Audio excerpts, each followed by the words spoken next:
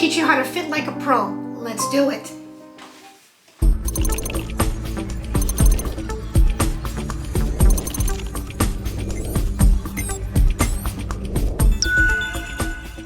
Okay, so I've prolonged this video long enough, but I think it's time to do it now more than ever. So let's get started. I had trouble trying to do this video because it's really hard to take what comes intrinsically to me and actually put it in steps, but I'm going to do my best. So first, what is fitting? Fitting is the process of small adjustments to a garment in order to make it aesthetically pleasing, comfortable for the wearer, and true to the design elements themselves.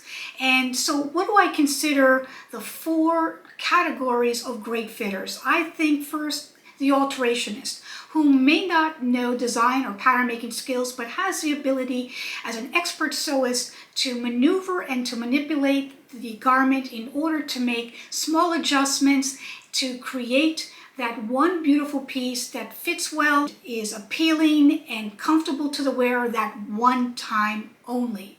And then I have what's the custom designer or costume designer. The custom designer and costume designer may or may not have pattern making skills as well, but might be working on just the one garment with that client or that play, and knows how to adjust the garment and keep the integrity of the design intact and complement the wearer and make it known or specific to that wearer themselves, meaning make it complement that wearer, whether it is the actor or it is the individual that they're doing the custom design for, and not necessarily translating to patterns later. Then there's the commercial sewer, who becomes an expert fitter with all those programs and processes. By the way, do not apply to the industry standards way of fitting, but they have their own language out there that they do with the sewing patterns and do it successfully. And then there's the designer pattern maker. The designer pattern maker, I say both because the designer has the aesthetic eye in order to understand the nuances of the design, and the pattern maker understands how a pattern is made, so they will know how to take in or let out and keep the integrity of the pattern and the design intact to either be reproduced over and over again or even just that one time. They also understand the brand aesthetic of what they might be designing for, so they understand all of those components. And I'm going to show you and explain that way of fitting, which is the professional way of fitting. Okay, the second part of the definition of fitting is the process of fitting. So the process of fitting is the process of taking body measurements or measurements on your dress form and comparing it to either the actual garment or the pattern itself, identifying the problem, identifying the issues, and making the small adjustments either to the pattern or the garment itself. So I want to first show you a process on the dress form of draping so you can understand what happens to a design from one size to another. Let's do that. Okay, I've had to refilm this, so I'm going to show you this with the muslin already marked in the dark in the 2 different colors. But first I wanted to show you what happens to a garment when you go from size to size. I have here a size 12 dress form and I have an 8 dress form in the back. I'm going to show you that with the muslin, the draped muslin, what happens. But before that, I want to give you a little draping 101. So design and draping is very, very simple, guys. It really has to do with getting a 2D, either paper or fabric, formed over a 3D body. And to create that, what you have to do is keep in mind certain elements. On a woman's body, the bust is the center point, largest part, usually on a woman's body, and the apex, which is the center highest point on the bust, is the highest point. So everything that you design, everything that you mold or create on the dress form really has to do with what you do with the extra fabric or space of fabric that is remaining in order to make that 2D into a 3D. All right, so let me show you that again. We always put in design the muslin as we're draping on the apex. So I've got a little X here. I'm going to put it on the center point, bust point here, right on the dress form itself. And the green will be for the size 12, just so you guys can see. And I'm putting it on the center seam of the dress form, because you usually just work on one half of the body when you do this.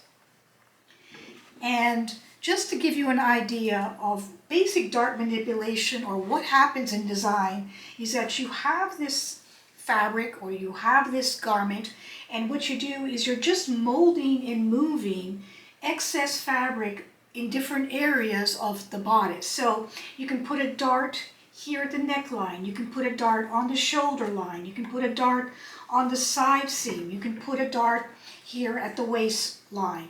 Because my 5-piece sloper set is what I'm going to be showing you, the dress sloper, in the fitting process for video 2, I want to show you just with the dart on the waistline.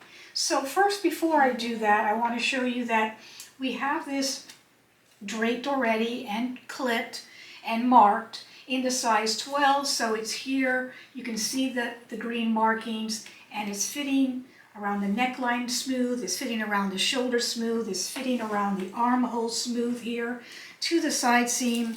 I'm going to put a pin right there, and then I'm going to put a pin right here at the waistline. I'm going to grab the excess here at the waistline, and I'm going to form just a simple one dart.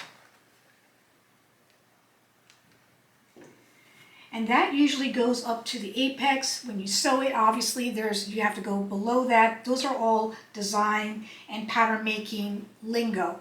But just to let you know, this is fitting nicely over the body here on the size 12. So now I'm going to take this muslin fitting on this size 12 and move it over to the size 8.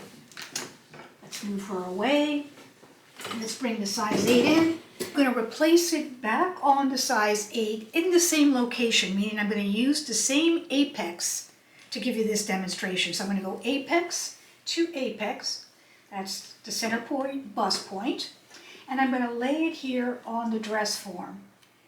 I'm going to pin it wherever it wants to go so you can see what's going on.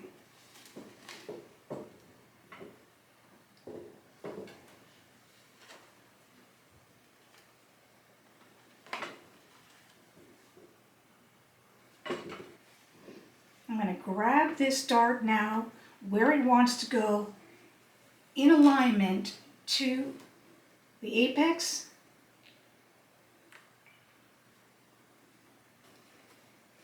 All right, what do we see changes here? The first time we're going to see the changes is you can see the size 12 is way up here, the size 8 is down here, so the span from the apex to the neckline, or the apex even to the shoulder, will change. That means that the size 8 was higher busted, then the size 12 was lower busted. You're also going to see that it's going beyond the center front seam, and that's because it's smaller. The size 8 is smaller across the chest, where the size 12 was be larger across the chest. With those changes, you're going to see that the neckline changes. You're going to see that the shoulder changes. You're going to see the armhole changes. You're going to see the side seam changes.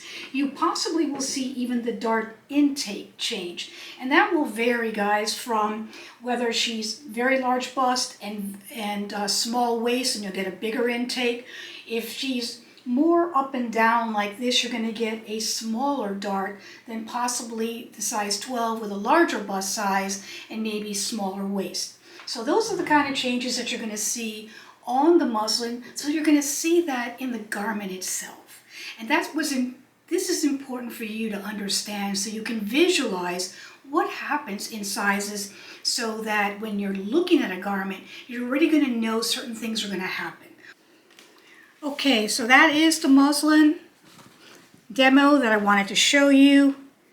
So we're going to then do, on the second video, I'm going to be working with my 5-piece sloper set, which is available on my website in sizes. So one dart on the front bodice, it has a 2 dart for the back bodice, it has a 2 dart skirt, 2 dart back skirt, and it has a straight sleeve.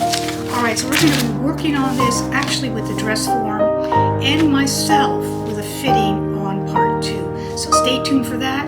Meanwhile, get your sloper set and go along with me